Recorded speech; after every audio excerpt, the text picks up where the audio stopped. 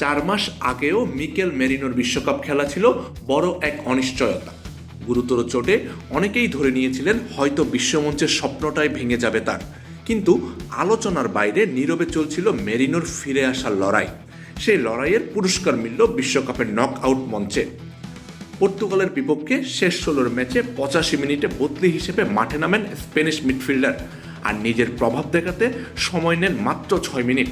যোগ করা সময়ের প্রথম মিনিটে ফেরান তোরেসের পাস ধরে ঠান্ডা মাথায় বল জড়িয়ে দেন জালে। সেই এক গোলেই 1-0 ব্যবধানে জিতে কোয়ার্টার ফাইনালে উঠে যায় স্পেন।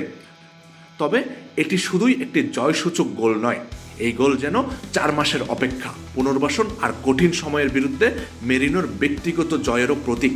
ইনজুরি কাটিয়ে ফিরে আসা, ধৈর্য ধরে সুযোগের অপেক্ষা করা এবং ঠিক প্রয়োজনের মুহূর্তে